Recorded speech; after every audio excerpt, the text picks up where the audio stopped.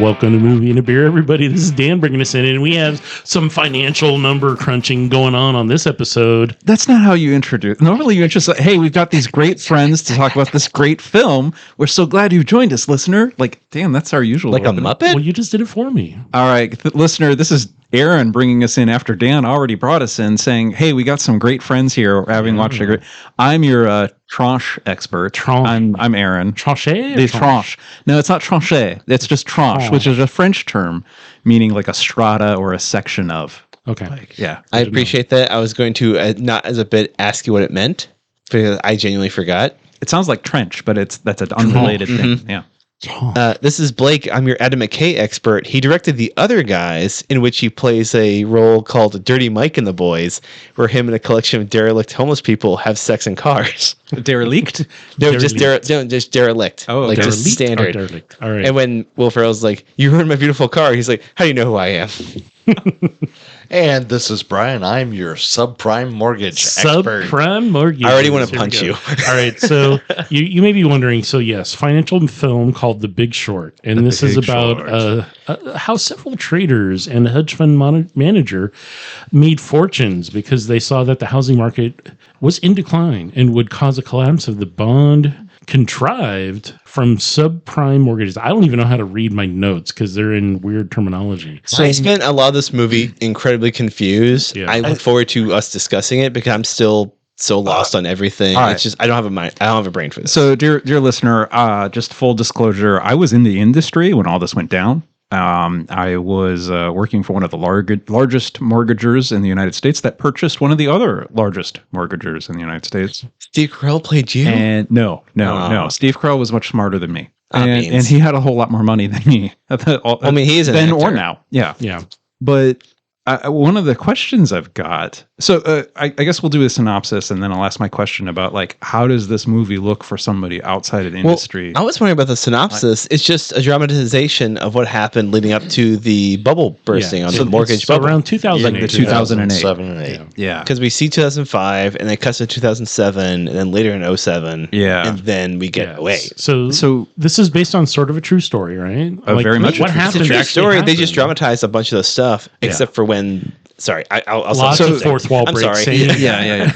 So we didn't really do that, but this is what happened. Yeah. So this movie kind of takes us through the perspective of a couple of outsiders, a couple of loners, smaller. No, just smaller firm kind of people. Mostly smaller, but people that were kind of like not going along with the conventional wisdom. A couple of, I don't want to use the word outcasts, but definitely people that were on the fringe. On the fringe, yeah. The two guys for Browning or whatever, Brownfield were felt like outsiders, and then Skyan also. So, dear listener, just to make this kind of very short, what. No pun intended. Oh my God, Blake! I didn't mean to do that. Oh my God! All right, keep talking. The very short explanation. So a bank will like take your mortgage that you got for your house, and then they don't want to like sit on that for 30 years and like make profit over 30 years. They want to make profit this quarter. So what they do is they take your mortgage and the mortgage of 10,000 other people. They bundle that together and they say like, hey, who can I sell this to that will buy these mortgages and get these payments over the next 30 years to get more profit, but I'm going to get more money now so that I can pay my loan officers, and then I can reward my shareholders, and then I can like sell more mortgages next month. That's a tongue twister. And so they separate out kind of like what's the risk of who's going to repay these mortgages or not from booking these loans. This required alcohol while we watched this movie because it was so confusing. Well, so to me, I understood most of what was going on, but I'm in the industry. I'm sitting here confused. I'm currently staring at you like a caveman who discovered fire. I'm still very lost. So we should briefly touch on the beers. Okay. And then get back we did have a couple beers while we had this. So we were hanging out at Cerveza having some food, and we're just like, hey, let's get some beers for this financial movie. And luckily, we found a couple that one seemed really fit very well. good. Shout out to the wait staff for recommending one of the beers. Like, So I forgot to get her name. I feel terrible. Bernina, which is from Ferment, which is a what would be classified as an Italian style pilsner. That was an which Aaron isn't. pick. That wasn't an actual beer style. That doesn't exist. But we're going to call it that way because screw those people that don't believe in the belief. So the other one was from Irrelevant Beer, and that's just called Cash in Hand. And I saw it, and it's got like people throwing money on the can art, and I was like, oh, that's exactly what happened. People just throwing money at stuff. So we'll talk about those as a hazy IPA, and Because there wasn't a lot of drinking in the movie. There was a little bit, a couple bar scenes. No, Las Vegas, there's lots of drinking. But and part of the movie in quick takes place shots, in and Vegas, which I look forward to discussing after we handle the basics of what Aaron was discussing. So there's some financial stuff going on. There's some financial stuff going on. Chicanery. And in the financial stuff, so your bank takes your mortgage, they take a bunch of other people's mortgages, and they say, well, okay, I don't want to make money over 30 years. I want to make more of that money up front. How can I front load my Who do profit? they sell it to? Well, some investor like you that says like, hey, I just want income over 30 years. I don't need to make all my money next month. I just want income over 30 years. So you would come to me and my bank. Right. They say the average of all these loans is 6% interest. Yep. And so I'm going to buy this investment vehicle and get 6% return every year. Exactly. From all the different mortgages, or just one? Just the package. Just the 10,000 I put into this. I'm not doing a bid. I'm genuinely still confused. I don't have a head for stuff like that. So, and dear listener, this movie does a fairly good job of explaining the intricacies of the finances that led to the financial and bank crisis of 2007, 2008. Don't take my confusion as a detriment to the film. It did a phenomenal job of that. But the basic of the film is that the banks were packaging bad mortgage loans and selling them. And some financial geniuses figured out that these were bad loans. Right. And so they figured out a way to make money on the impending crisis. When they figured out that they aren't going to be able to pay them. Yeah. Right. It was insurance against and that. So this film is the tension about the impending crisis, which the film was made after the crisis, so we knew it was coming. Right. And the tension was just about, okay, when is the crisis going to happen, and how right were these people who were contrarians? Yeah, this contrary view, and then like kind of their story of like, what does it mean to like stand strong in your beliefs against the face of like a whole industry that's basically trying to laugh you out of town? Because they're making money on a lie. Yeah. Right. They were going against conventional wisdom. Yeah. And so the doctor who started it all out, who is trying to say, hey, there's trends. Michael Berry. Michael Berry. Dr. Michael He's Berry. well known because he made this call. Yeah. So he did the initial, like, you guys need to sell me. Michael Burry. B-U-R-R-Y. Yeah. Went around and said, hey, at the beginning of the film, I'm like, hey, I discovered that there's going to be this problem and I want to take insurance out against it. And everyone's like, yeah, we'll take your money. Not thinking that they would ever actually have to pay I think out. they did a really good job showing that in the film too. Yeah. Just when the investors, the first two people he talks to, when they lean over to whisper, and Dan's mentioned that he wishes movies would have more like subtitles for stuff like that. Again, I think it's served that we don't hear what they say, right? Because it feels like you're in his shoes, going, "Well, I don't know what they're talking about." He knows exactly what he's doing, yeah. But they're very much like, "What do we do? I guess we just take everybody's money and then just do our thing." And, all right, let's go. Well, it was kind of for them. I think it was Bear Stearns. Like he went to this bank, trying to say like, I want to bet against your, this mortgage-backed security, and the bank thought he was crazy. Like, why would you bet against gravity? Why would you bet against this sure thing? $297 billion when he cashed out says otherwise. Yeah. I guess gravity is kind of a funny way to put it, because it did eventually fail. Yeah. But it never had before. In living memory. Like everybody kind of thought it was like, this is a certainty. Real estate only ever goes up. And, everybody's making a lot of money on it right now. And there is some psychology to that. Of if something is currently happening, you expect it's going to keep going, especially they talk about it. They talk about that in the movie. That one too. guy, and Selena Gomez said, it's a fallacy. Richard Thaler. He's a Nobel winning. Well, he's a Nobel winning economist. I'm kidding. Yeah. So they Richard try Thaler to and Selena intersperse as a filmmaking like pseudo documentary Device. a device used in telling the story, they break the fourth wall a lot. Yeah. And they say, hey, here's two famous, someone who knows, and then someone famous to draw your attention to talk about this very simple but complex subject. So we had Margot Robbie in a bubble bath. With apparently 20-year-old like dumb share like actual like classy pricey champagne. And then we had Anthony Bourdain in his restaurant. Using Famous food, chef. a metaphor that I understand, food. Yeah, food. And then we had Selena Gomez and Richard Thaler. Richard Thaler, yeah, we all know Richard Thaler. And then I'm wondering, like, am I missing one of the fourth wall celebrity? Well, they had a lot. They had Ryan Gosling and Ryan Gosling like narrated. but Steve he's playing Carell broke it a couple of times. Like, they were playing characters in the setting. Like apparently Michael Baum there, was there were Mark Baum. vignettes with these famous people explaining complex financial ideas. Yeah. in simple terms. And I guess one of my questions is like, did that work? Like,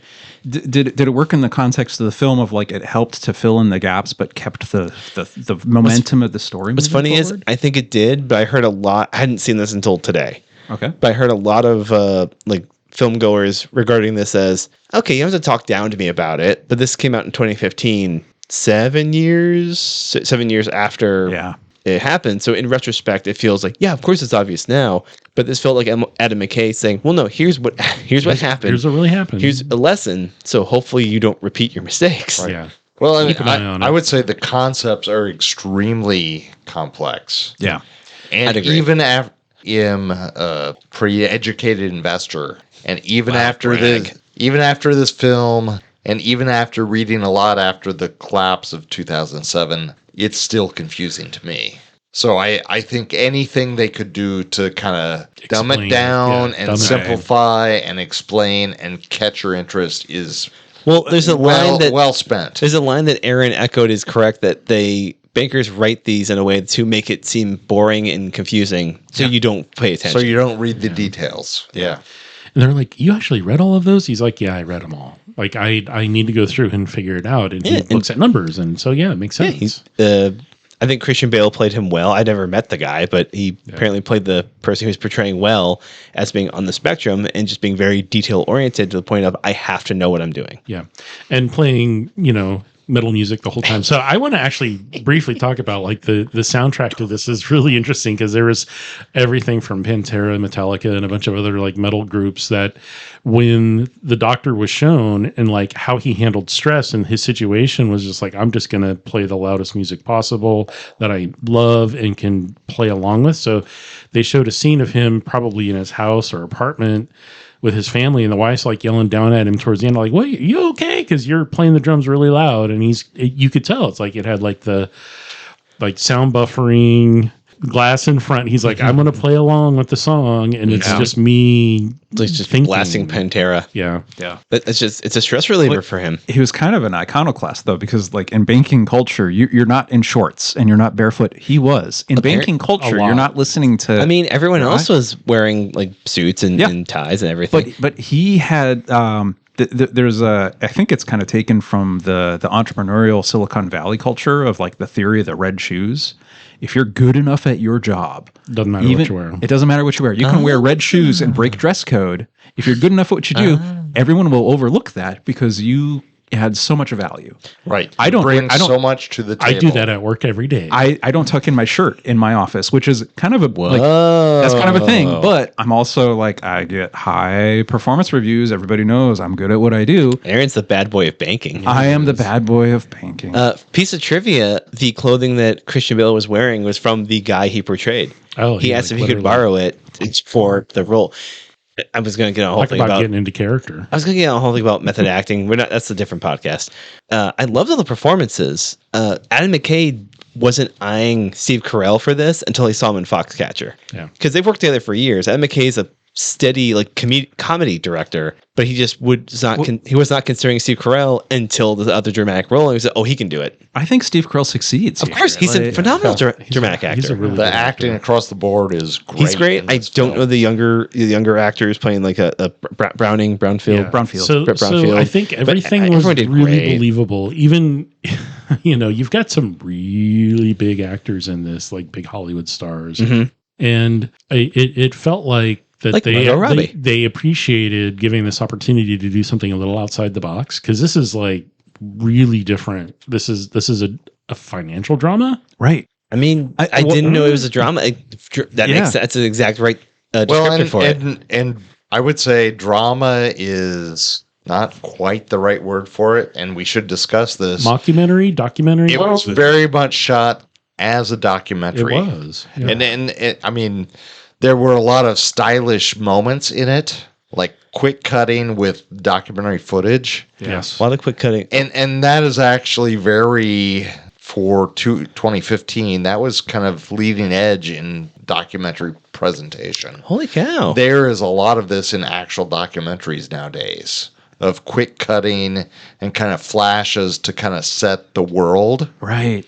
I And so that. a lot of this film is kind of set as a documentary, and it does say it's based on a true story, which is correct. and they say that, and we only have to just trust that what they're saying is true. It's like we're portraying something, and they look at the camera and they're like, this actually happened. For I looked up some of that. Some of the names have been changed. Yeah. Like Steve Carell's character, Mark Baum, his character's name, the actual guy's name was something different. But I think some of the instances where like Ryan Gosling's character looks at the camera and says, "Yeah, he did this. He made a big stink, answered his phone, and left." Like I could see that happening. Be legit. I could see Mark Burry being just the red shoe thing, just Right. wears shorts and a surf t-shirt and just drums all day while Has just watching drumsticks. numbers, and because he knows what he's doing. So I'm going to throw this out there. Was this documentary style successful for this story? I think because the story being so complex, they had to present it that way. I don't think you could have tried to present it in some other financial films that some people here have seen. I don't think you could try to portray it in a dramatic way. I think it had to just be like, here's the story. I agree that, like, I mean, if you're watching The Great Escape, your audience already knows what's going on and understands all the relevant elements for The Great Escape. If you're watching The Seventh Seal, your audience knows death and chess, and like you're good to go. If you're making a financial movie like this, your audience is going to get a whole lot more out of it if they understand what is shorting something. And so I think they have to find some way to do this explanation. To educate the audience. I think I just cracked why it bothered me that we consider this a documentary. I think it does work. I think what threw me is that they take time to explain it to you. When in most documentaries, sure, they have the talking heads, and that kind of gives you context for everything, but they never just outright say like whatever's going on. They leave the editors, the director, the cinematographer to give us that through tone, through the scenes. My first thought for mockumentary was Drop Dead Gorgeous, where you get all the context clues through how just bananas off the wall the characters are, because it's a very silly. Looks more subtle than a lot of the Christopher Guest mockumentaries, but a very silly, like a good old country down home beauty pageant. Whereas this is, they're just straight up telling you like, this thing's happening. They look at you. So here's what's happening. Here's what it means. Well, we recently watched a documentary about Paul Pina, who was a songwriter and it was living off royalties from like a Steve Miller Band song, and went to a kind of a underrepresented culture that's in Central Asia, kind of between Tibet and Russia. Yeah. And like there they had footage from Paul Pina going to Central Asia from like before his trip, him explaining his situation, explaining his life, and then explaining like learning this throat singing music that was so different from his, kind of bluesy, jazzy American music. Here, I don't know if there's any. They couldn't have done an actual documentary because I don't think there's any footage. There's no footage of it. Yeah, and even trying to do, the only way you could structure this would be doing interviews with the relevant people afterwards. And I don't think that would play been as a well. lot of really boring talking heads. And it's if they want to do it. Well, yeah, right. yeah, because we're in jail. No, only apparently Only that one guy. But they still want to just keep making money and not even only that one guy. I will. anything. And all the say banks were saved, by the way, except for Lehman Brothers. Well, I mean, the American government said, "Hey, taxpayers, pay him off." Getting mad Bear again. Stearns went under. Lehman Brothers went under. I think WAMU went under a little while after that. Countrywide failed. Countrywide did fail. And That's not- the bank that I worked for purchased Countrywide after that. That's not enough. I want to go back to a barter system. And wow. Yeah. No, but I do remember in that time, like one of my executives from that time, their name was in the newspaper as they were being sued in connection to all of this. That was kind of eye-opening for me. You're like, wow, I work at a bank, but we can be sued? No, it was like it made it a little more direct, a little more real. Of like, Sure. I Well, thought we It were actually Steve- touched you. Yeah, Steve Carell character over and over and over really was driven about, like, I'm only going to do what I think is best for everybody. Like he wants to Yeah. almost root out evil.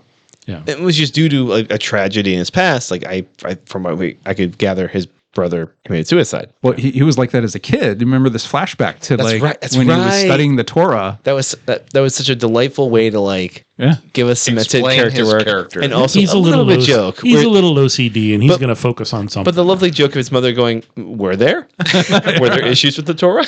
Yeah. Because if he's right, well, there you go. But I think that leads into a question I wanted to ask or just pose, or some other third word.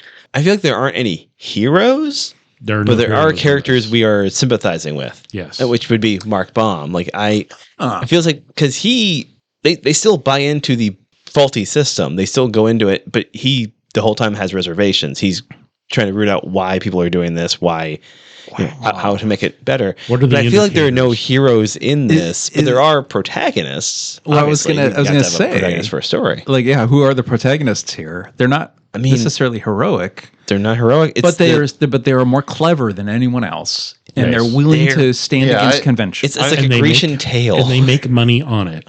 This is going to be one of the few times on a podcast where I'm going to be rah-rah American.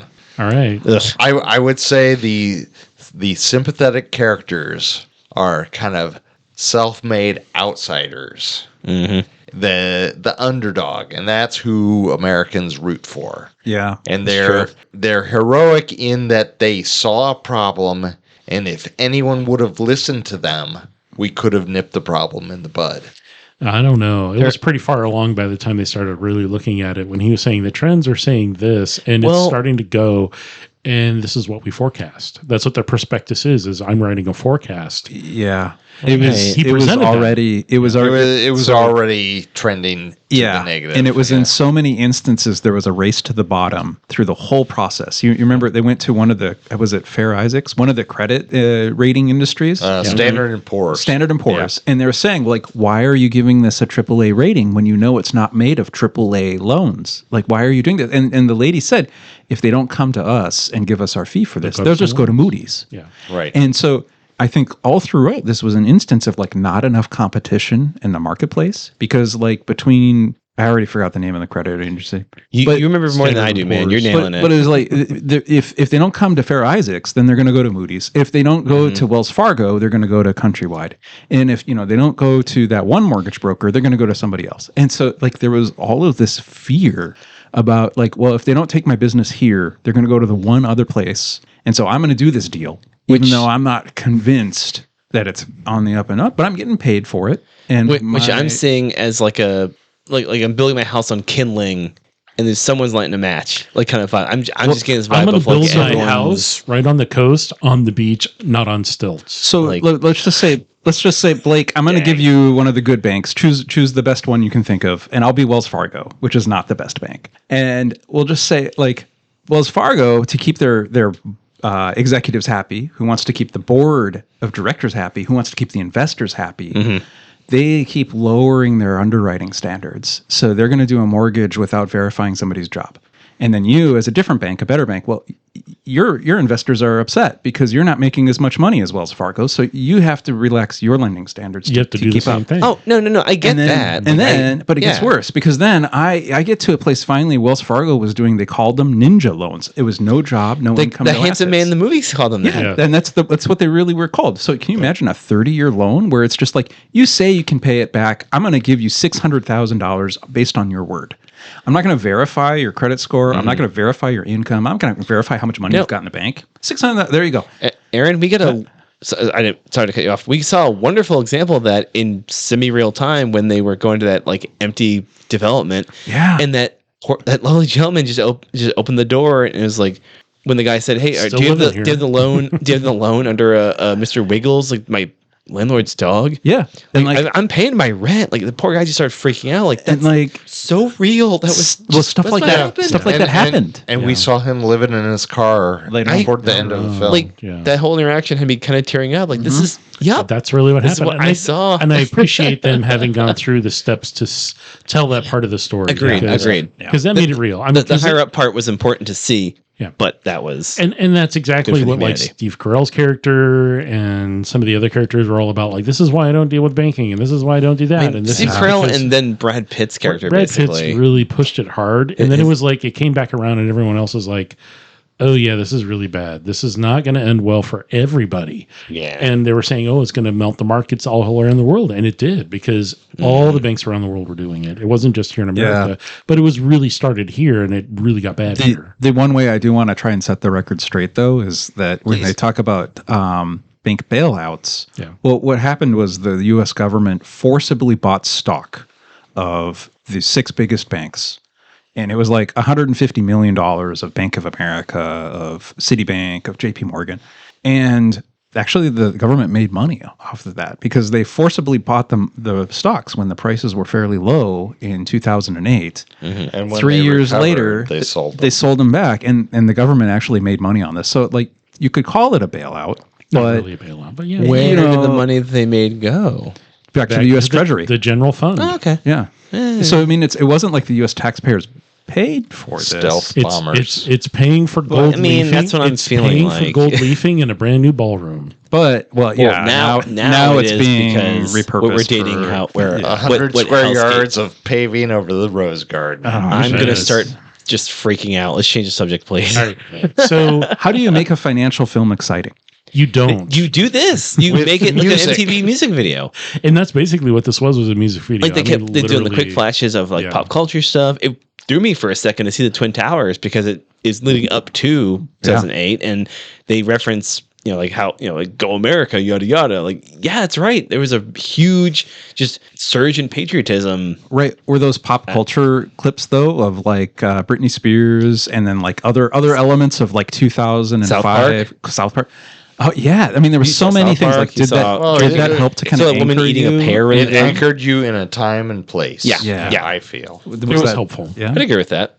Again, back to the music. They utilize music both diegetically and within just as a score. I don't remember piece. when.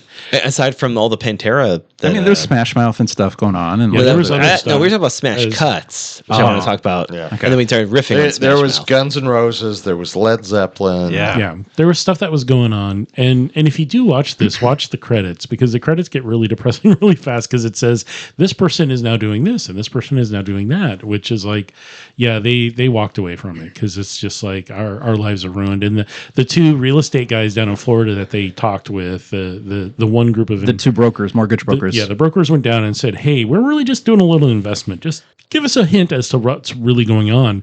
And they kept going aside and saying, "Did they just admit to breaking the law?" And they're like, "No, they're bragging about it. yeah. Yeah. They're literally they know they're doing it wrong and illegal, but they're making a lot of money. So what? Who cares?" Yeah, they're bragging that- because gonna stop 'em. they see they're successful because they're making $10,000 a month. That clip floats around on TikTok occasionally for the audacity of it, where they're just like, yeah, if I'm not making, if I'm not putting in loans, I'm not doing my job. Like, well, hold on.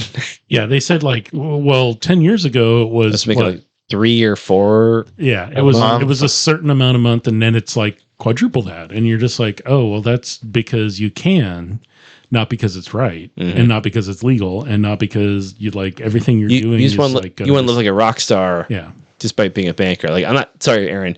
Bankers can be rock stars, but these guys No, are, they can't. These guys are living a rock, like indie level, like shoegaze. Shoegaze lives. Oh no! Now you're insulting shoegaze. I take No, exception it's to that. fine. It's all good.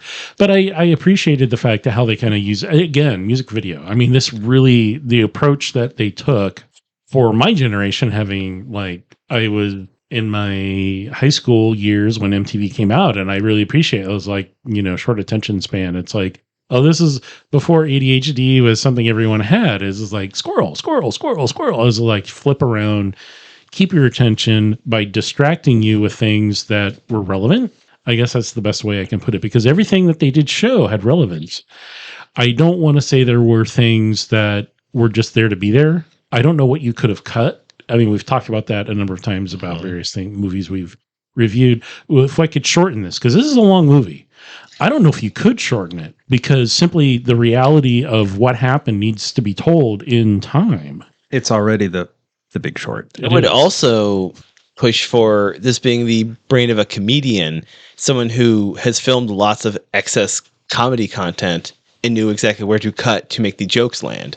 Comics are the best people at learning how to time anything. And so him doing his first big dramatic film, of course he's Adam McKay knows how to like cut it and make the exact right length and know exactly what to leave and what to not leave. Hey Blake, what's the secret of comedy? I mean, beautiful. I mean, there you go.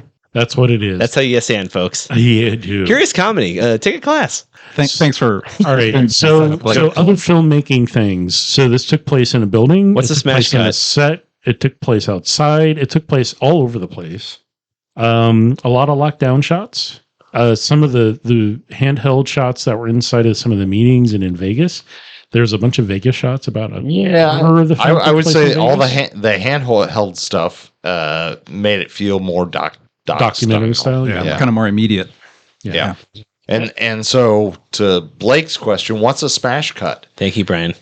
That is where you're kind of in the middle of a scene and you don't quite let that scene finish and you smash into a new scene. Straight cut, hard cut, no fade, no nothing, just one to the other. Which this movie does 2 or 3 times. Where like the dialogue or conversation is still ongoing and you just like boom somewhere else. way through. And it kind of wakes up the audience and makes you pay attention a little bit more for that split second. Yeah. Because you don't get that completed scene. Like I think the one I recall is when Bomb, Steve Carell's character, is having a, for good reason, breakdown about his brother and how awful he sees things are. And he's saying like, I just couldn't help it. And it cuts to the next scene. Yeah. And it's just, this whole film just feels like it's grabbing your attention. It's really like he understands this is boring. You're not going to pay attention. Hey, pay attention. Well, Look. I saw it as like there were multiple parallel events kind of emergent and happening at the same time. Right. And it made it There were timelines overtaking over other timelines. Yeah, the that's immediacy of what is happening. It's happening right now. Yeah, And- I read it completely that way. And going out of control. Yes, yeah, Very much. Kind of, relating some of that feeling of chaos, Right. or uncertainty. I didn't see it as like boring, Blake, because I think the potential of making $400 billion is like, well, that captures my attention. Sorry, I misspoke. I didn't find it boring. I was saying that Ed McKay made the film in a way to Prevent it from being boring. to say like, stop. Yeah. I mean, again, they mentioned they write this in a way that they know you're going to be bored and won't follow up on it. How else can I put words in Blake's mouth?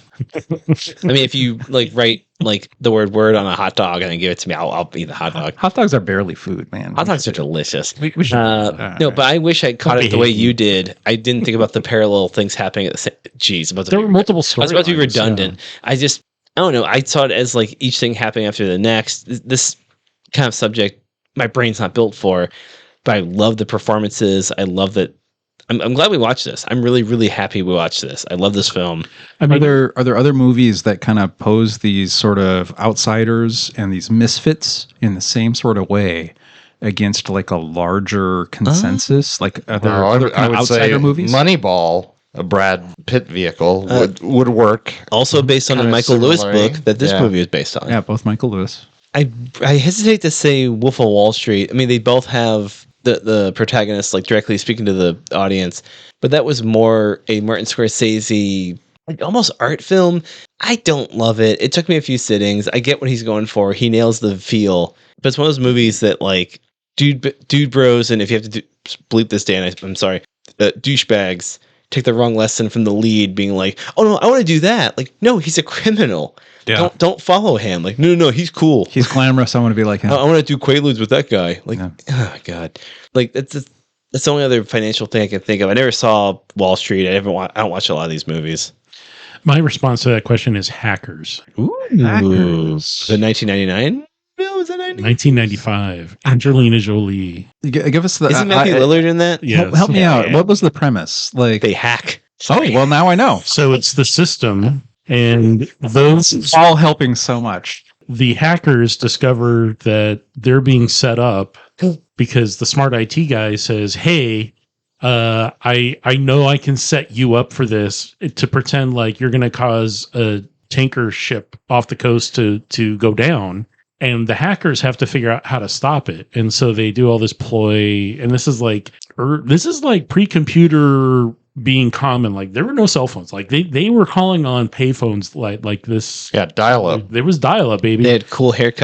I remember names. 1995. It was an amazing, and this sort of it was not done in a documentary style. It was done in a drama. But it's definitely. I was it was like, this sounds when you more like say- a thriller, like Well, I Thriller mean, Nights? you have the a hacker thriller, the young IT thriller. you have the people who are on the fringes have to prove a point and have to fix it or show something, and that's what happens. And this is like when you ask that question, my brain just went to that because that also takes place in New York, and it's like this takes place in New York. So I just went there. Sorry. I like it. No, it makes sense to me. I mean, my version the is The box. Empire Strikes Back. There's a small band of outsiders on this frozen moon. Oh, if we're doing that, well, I say Hot All right, Fuzz. I hate to say Hot Fuzz because one guy gets dropped into a small community where he's the Correct. outcast, We're but he going saves far the day. afield. Brian, Far, Brian, far Brian, your afield. far field thing, and then we'll give it All to the right, beers. bring it back. So around. all these mortgage brokers went to Las Vegas for a convention, and while they were there, they Strippers. went and They got strippers and Drank alcohol. themselves to death, Yeah, heads Yeah. up, kids. There's and boobs they in left Las Vegas. Strippers. Yeah. It- That stripper had 5 houses and a condo. and a So many condo loans. and multiple loans on each of them. Yeah. And they're like, hold on. If one of those goes default, what happens? She's like, I'm broke. I imagine Sue me. And imagine the events did not happen where he was in a private room where the bouncer is going to keep him from touching her and her from sitting down, where she explains her financial situation. Yeah. I can't stop. I And that's why imagine- he said, keep speaking. Can you say that again? Did you really just say that? I mean, He's like, No, yeah, they'll shut it down, man. Yeah. He's I the played cli- GTA. He's the client, though, right? Like, what if that's what's Well, gets there's him also off? Like, there's what if that also- excites You never him? know. Well, there's rules apparently. What a weird but fascinating fetish that this person might have. I might have. Like, yeah. I mean, my fetish is beer. So, I mean, I don't- stripper finances. Like, okay. Man. Right. That's oddly specific. So what I'm understanding is our next episode has to be about the movie Striptease at what's the vegan strip club? Sassy's. I don't know. I have no idea. We're recording at Sassy's, folks. I mean, I think like the late '90s, Demi Moore did that movie, and then who was the girl from Saved by the Bell? Showgirls. Showgirls. Showgirls. Yeah, I feel like there were a few stripper played- movies. then. Showgirls was more effective than the other. Risky business, Risky kind Business. of. I thought the also movie a was stripper. called Striptease. I'm thinking of Showgirls. Yeah. Okay, but there's genuinely thought it booze, there's alcohol in all of those movies too, right? Yeah, there are. I mean, probably. All right, Dan so- also tried to segue, and now we're going to segue We're going to segue. hard style. Hard like the style. way these cuts are. We're going to smash cut into our segue. Smash cut All right. into beer. So now is the time in the podcast that we're going to talk about beer for a moment. So we've been talking about this really interesting financial thriller from the past. 2015. 2015 called called Showgirls. The Big Short. That was 1998. That was a long. That was way predating. 98. Yeah, this is. I was way well, predating. I was in Aaron high, has this on I was in high Criterion school. Collection. So we had just a couple of alcoholic beverages with this film. We do suggest highly that you hydrate during the interludes because this is like a 2-hour film. It's pretty long. Or drink 7 beers. That's fine. I don't know, Just something. hydrate also. So we were over, as mentioned earlier, over at Cerveza, our favorite hangout, which, I Big just shout out. learned tonight, like every other or the first, Every second Sunday. every second Sunday, they do live music. And tonight was really interesting. We just happened to be there when they started. And so the gentleman here at the table picked out a couple of interesting beers. The first one that we tried was from Pfriem Beer Company, which is, as those in the Oregon metro area or Portland area might know, is out in Hood River. Mhm. They've been making beer for a while. They are very well known here locally and have won a number of awards. The Italian Pilsner that we had is called Pils Bernina. Bernina. All right. So it is an Italian style with bright European malts, which I don't understand what that means, balancing a bold charge of noble hops. So noble hops are going to be the ones that you typically get out of Europe that haven't changed over time, like Czech saws and so it's Middle like Fruit and- unossified and not dynamic, kind of hop classic. There's a whole bunch of copy on this. I mean, kid. So Aaron, hop classic. I was gonna verify like noble means like it's unchanged kind of thing. It's the old school, Gotcha. traditional. It's not been classic. It's the classic. You might call it the aristocracy of the. Yes. I would. And hopefully the heads won't get chopped off in France, but we'll see. Let them eat hops. Sorry. This take on Italian-style Pilsner is bright European malts balancing with a bold charge of noble hops. Saluti. There's other copies saying, like, what is bottom ferment? And it's just like, oh, this is an old brewer term for, Lagering. Yeah. But Bring the temperature down so that it can ferment at the proper temp. I don't remember why Pils Bernina stuck out to us for this film. Floral. It was nice. It was quiet. This was delicious beer. Yeah, That was good beer. Fantastic beer. We picked it, and I forget why, but I remember insisting we get it to the counter before Dan notices. Right. Before it shuts it down. No, it's all good. No. You guys picked a beer. I was happy that But it you was selected good. something, And it went was well a with the pleasant film. surprise. Well, maybe it Big was like match. ferment was like there was something fermenting in the financial system, That's of the the thing you say out ecosystem, loud. There you go. and it took a while for people to notice the off odor and The rottenness. yeah. All right. So non-hop heads at the table. Brian, you have some thoughts on this beer. Yeah, it was fantastic. I really enjoyed it. So soft cracker, little dry, I mean, we're all soft crackers. Floral- That's true. maybe even a touch of sweetness on the front and the mid. I mean, I really liked it. It really Yeah. expressed. I would say it was very well I balanced. drank mine way too fast. I It did was so too, tasty. and I was like, "Oh, Yeah, so dear listener, for context, it's like 96 degrees Here here in today. town is Yeah, hot. and so like this beer for this type of weather felt like a perfect sort of match. Like on a really hot day, I want something that's clean. I want something uncomplicated. I don't want anything that's going to be too heavy. And boy, What a this Pils Bernina really fit the bill for me. I enjoyed this a lot. How did it go with the film?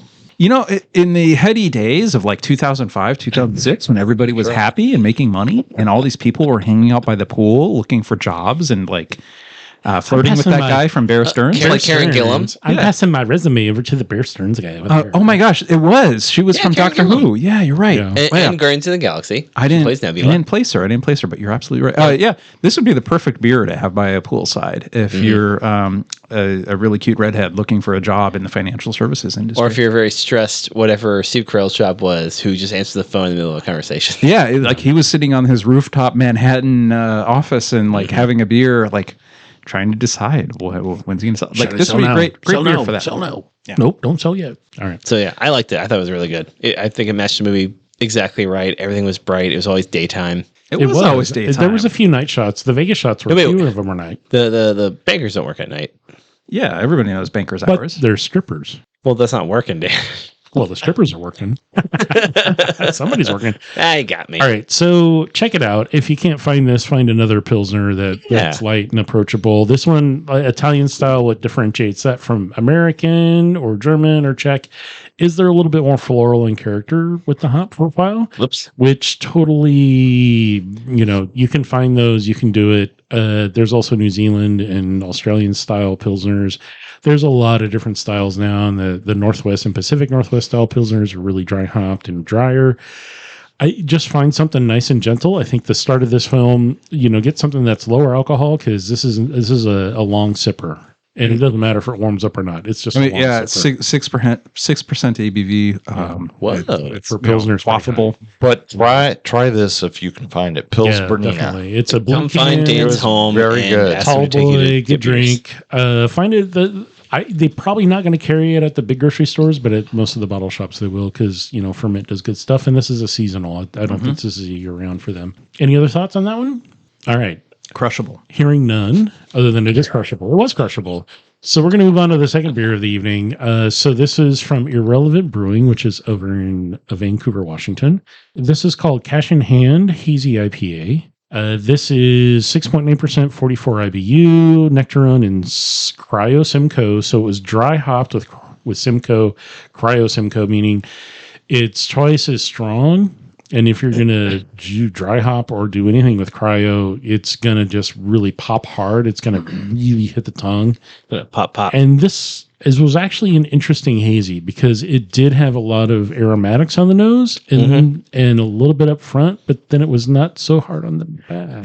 Yeah, it was kind of like all bark, no bite, Correct. sort of like a lot of stuff on the nose. But then when you drank it, it was like it was a lot more well behaved than what I was expecting. Yeah. Speaking of well behaved, I'm going to go the opposite and ask that I get to read the little bit of copy. Okay, Go ahead, Blake.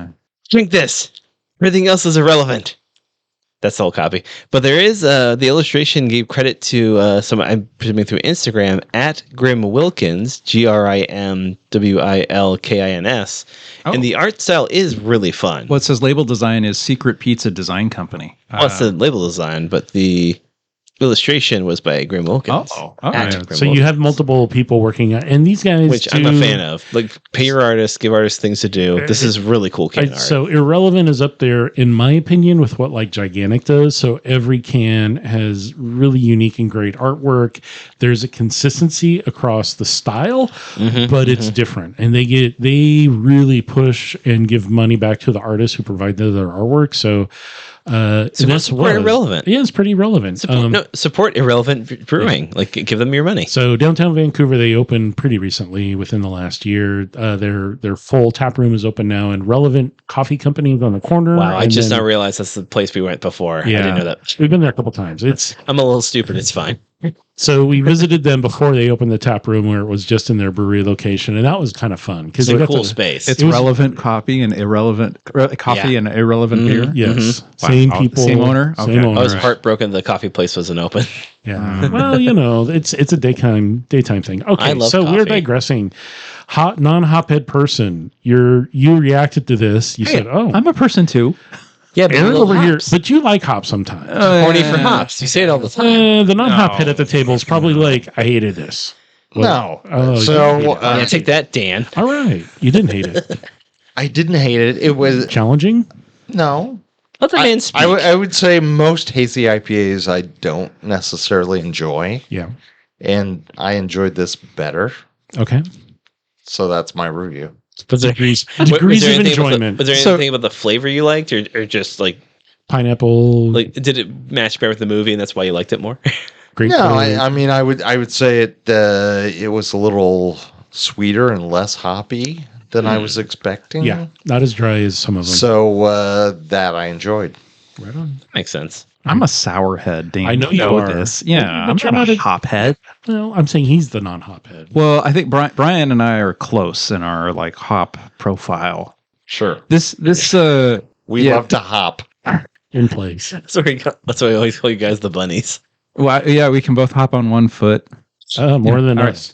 No, I mean Thank you for this going this We got had skills, brother. this show this it. had I'll a strong aroma, Really and it did strong kind of aroma, moderate once it was in the glass, and it moderated a little bit as it warmed up too. Or Yeah, it flattened. dispersed. It flattened fast. I actually found it a little more approachable once it flattened, Yeah. because it was a little too intense for me at first. I don't think I yelped. I made some kind of You noise. made a noise, and I was like, "Oh, okay." Yeah, well, it was like, oh yeah, Aaron found the second beer. Listeners, record and send to Dan's email. What sound you think Aaron Yelping. made? The The yelping best of sound Aaron. gets a free beer from Dan's house. Yes. It's just me singing 13.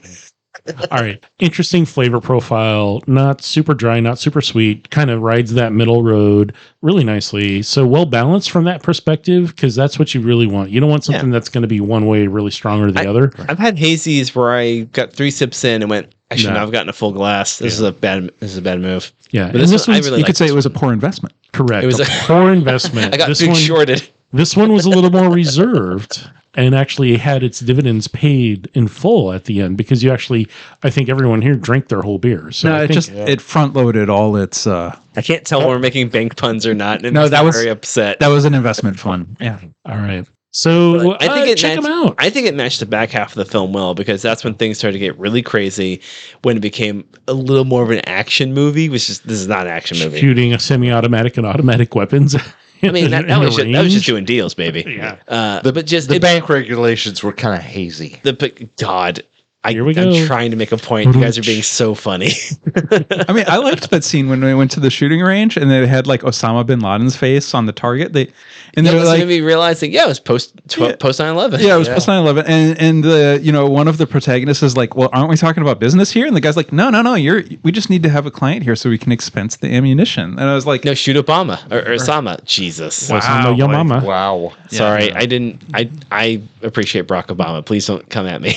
Our 3 listeners. He recently came out against ketchup. He was saying that nobody over the age of 13 should ever eat ketchup. Who gives a shit? No, this is the first time I've disagreed with Obama. Ketchup, who cares? Wow, man. The first season of You're The Bear. really fishing right now, aren't you? The first season of The Bear has a whole thing about like, Richie, where's the ketchup? We don't need ketchup. Why didn't you have ketchup? Ketchup's for assholes. They're kids, Richie. Kid assholes. He's like slams his like ibuprofen or his pink drink. Dan, find a song about ketchup and put it into this. Sorry, I swore so much. Here we go. Well, I was going to say, digressing a I little think bit, but, this you know, match, it's all good. the back half, because the back half got so chaotic. Yeah. We see Steve Carell's character like becoming more unfurled. His crew of people, Breaking down. his crew of people, like trying to back him up, and like just things getting more and more hectic. Like things are slowly like getting to a point of like a breaking boil point. yeah. And I think this beer matched that exactly right. And I finished mine, I think, a little bit before the ending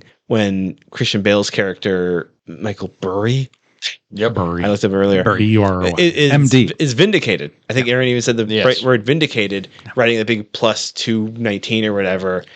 487%. Jesus. Walk away into an empty office. Yeah. Because it's just, man. Here's I the think- money. He shows So, yeah, an it email. matched. It's like, It here's all matched. the money. Your money has been deposited that you invested. Thank you. Goodbye. No, it's like, just I'm going to thank pay you. the people. Yeah. He's just, yeah. He's just going to pay off the people who paid him, and then he's going to walk away with the rest. Well, he's going to return the investment to the investors. yeah, they didn't And want then- it. They didn't want the big Well, money. They were suing him because they thought he was wrong. Yeah. But also Yeah. his move was to like lock down and not let his investors withdraw their funds. He sent that email too. That's a big deal. Not to get back into Well, that. is part of it keep it as basic as possible because I don't have a brain for this. Is the idea that the investor has full say at any point of the entire deal? It's kind of like if you invest on Wall Street, if you go to like a broker and you buy some GM stock, Right. or some GE stock or whatever, Mm-hmm. like you can kind of sell that back anytime you want. You can get your money back anytime you want of like however much that stock is worth. You get you sell the asset and you get your cash. Right. But if I'm like, hey, I'm starting a hedge fund, and I want a handshake agreement. You're not going to sell what you're not going to take your cash back in the first 6 months, and then after that, you've got free reign. Although there's a caveat in our contract saying, if in emergency situations I need to lock down the fund and prevent you from taking your cash back, I can do that. And that's what happened. And so that's what he did. He invoked that clause, and it freaked his investors out because they're like, I want to be able to take my money out because I'm going to buy a boat, or I want to take my money out because I'm buying a graduation gift for my niece. Everything freaking out. Everyone freaking out. And everyone was freaking out because of the news. And then suddenly your investment with this thing I started, I'm telling you, you can't get your money back. You're going to panic and think you're getting nothing. Yeah, Okay. you're going to think Okay. he's Bernie Madoff. Yeah. And so in the end, like he's Christian Bale. you got 5 times as much money back. So, if you gave me 10,000, you got 50,000 back. Like you're like, So shut the F up. right. But in the Pretty meantime, much. but I don't know if those lawsuits, like if Went away or not? went away or not, or like what. They But- didn't tackle that in the movie. Yeah. It might have still been ongoing. Well, Or they I couldn't mean, legally speak on it. if it's in a contract, it's really hard to. That's true. Yeah, it's probably not worth the money to pursue, especially if you saw your return on your money. Yeah. You got your money back plus 500%. Mm-hmm. You're probably not going to spend more money to sue somebody. Right. Yeah. All right. So Anyway. So we interesting film. thought this was going to be a short Laws and a episode. beer. Why would we ever think that? We always talk forever, and I love Yeah. it. I know, but at least 2 of us had said this is going to be a short episode. Well, you're I was wrong. like, oh, I don't know, guys. Well, this episode's real big short of length. yes. All right. So as the hour comes to fruition, and we're sitting here trying to figure out if more things to talk. We haven't or even not. talked about tranches yet. I know we haven't. We're We're not good. going to talk We about nailed it. tranches because that was a weird word that was used twice in the film. on screen. But with a Jenga tower, so it's cool. I know, right? Yeah, Jenga yeah. Tower. We didn't talk about the Jenga Tower. I think we're good to wrap up. Like, I'm sweaty as hell. I know, right? Let's. It's right, hot. So, all right. As always, the opinions expressed during the taping of this recording are those of the hosts. Thanks for hanging out. We really appreciate you taking the time to listen and check this movie out. Check some beers out with it. I would love to think of a punny way to work in investment humor for saying if you don't hydrate, you're going to dehydrate. Aaron, do you got anything to like? What I have is a joke I was told early in my Hit me. career. All right.